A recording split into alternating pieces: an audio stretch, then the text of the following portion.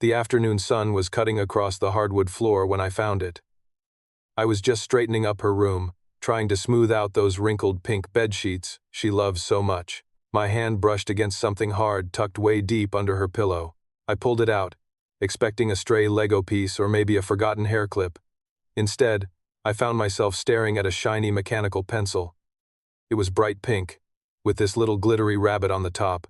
It was exactly the kind of dazzling little trinket that a 7-year-old kid goes absolutely crazy for. The plastic caught the light, and I just stood there looking at it for a long time. My heart actually did this weird little drop into my stomach. I know exactly what is in her pencil case. I bought all her school supplies just a month ago. I knew with absolute certainty that this glittery rabbit pencil did not belong to our house. It wasn't ours. And she had hidden it under her pillow. A rush of parental panic hit me right then and there.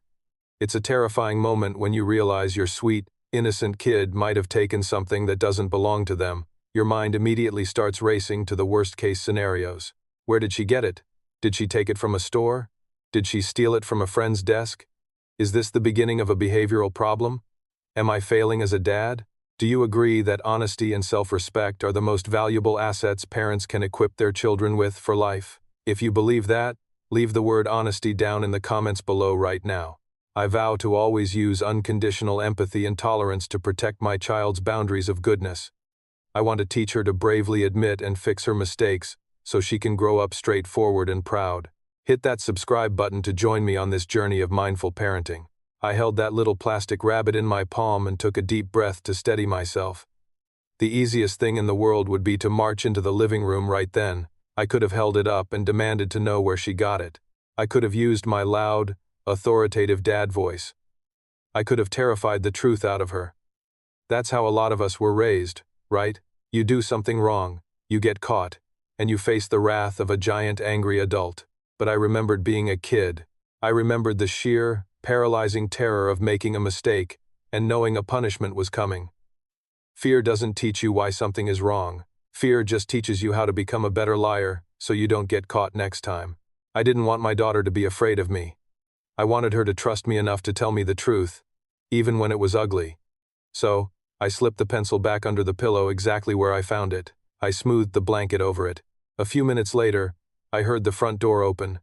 She came bouncing into the house, dropping her backpack in the hallway, completely oblivious. She had a smudge of dirt on her cheek and a huge smile on her face. "Hey, Daddy," she yelled, running over to give me a hug. I hugged her back, smelling the playground dust in her hair. My chest felt tight. I looked down at her smiling face and wondered what was going on in her little head. Was she feeling guilty? Was she worried I would find her secret stash?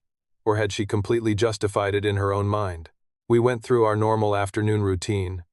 She sat at the kitchen island eating apple slices and telling me about recess. I listened, nodded, and smiled, acting like everything was perfectly normal. It was agonizing. Every time she laughed, I thought about that hidden pencil. I realized this was a massive test, not just for her, but for me as a father. I had to create an environment where the truth was safe to come out. After dinner, we went upstairs to do her reading homework. The house was quiet.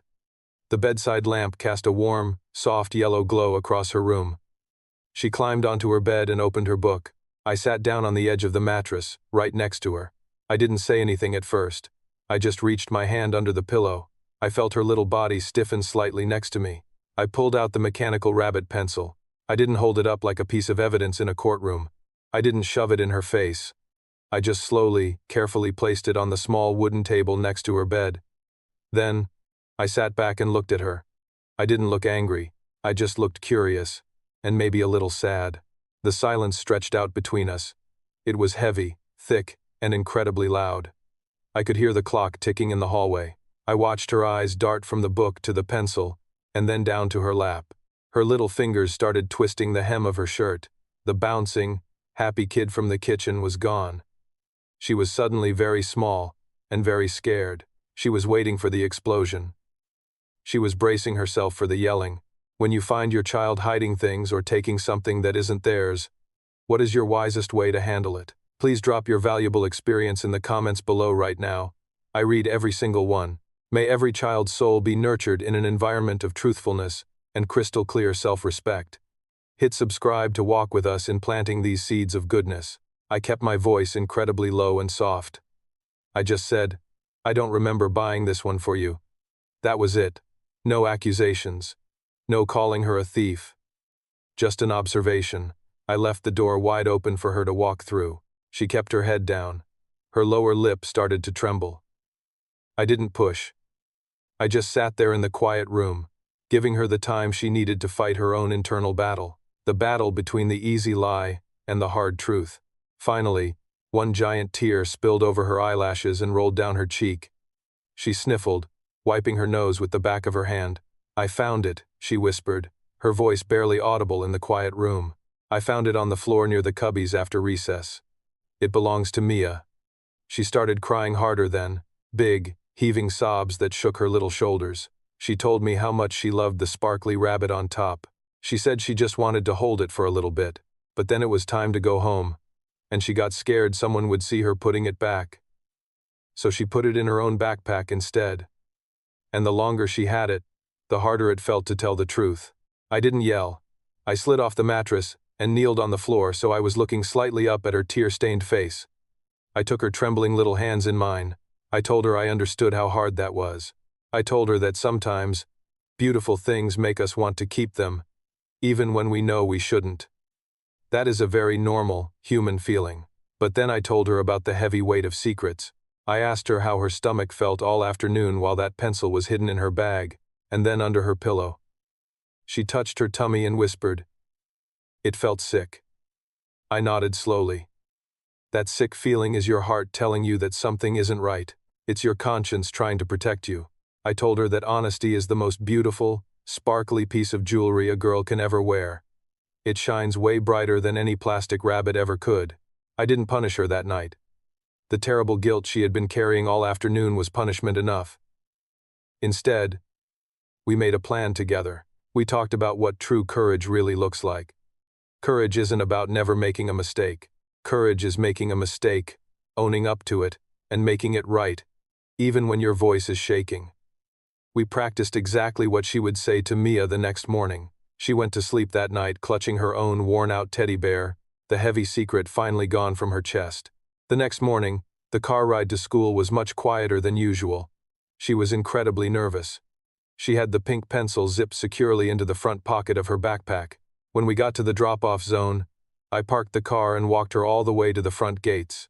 Normally, she just gives me a quick high five and runs off to find her friends on the playground. Today, she lingered by my side. She looked up at me, her eyes wide and anxious, silently asking for reassurance. "You can do this," I told her, giving her shoulder a gentle squeeze. "I'll be right here watching until you go inside the building."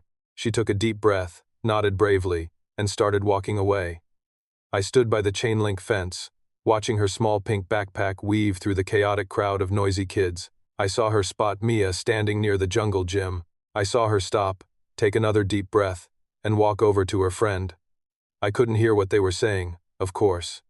But I watched my daughter unzip her front pocket. I saw her pull out the pink pencil and hold it out with a shaky hand. I held my own breath, waiting for the reaction. Kids can be surprisingly cruel sometimes.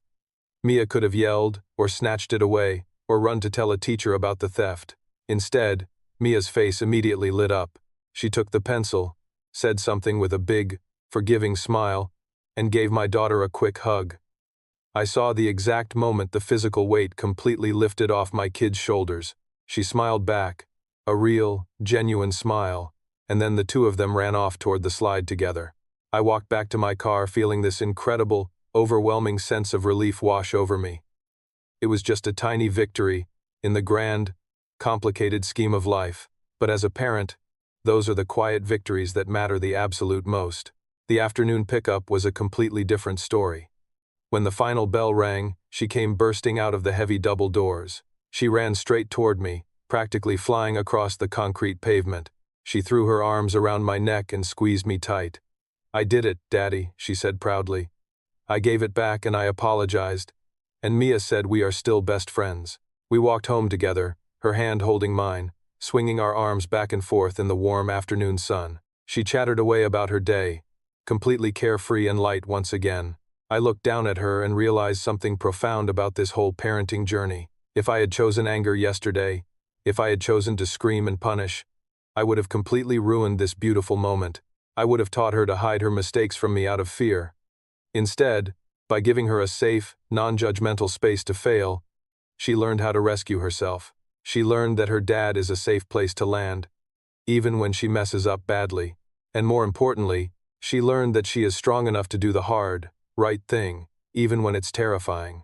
An honest heart builds a solid, golden character, and a truthful smile washes away all the cheap temptations of the world. If you agree, please write a comment to congratulate our little girl's bravery down below. Let's celebrate the courage it takes to do the right thing. Thanks for walking this parenting journey with me. I'll see you in the next one.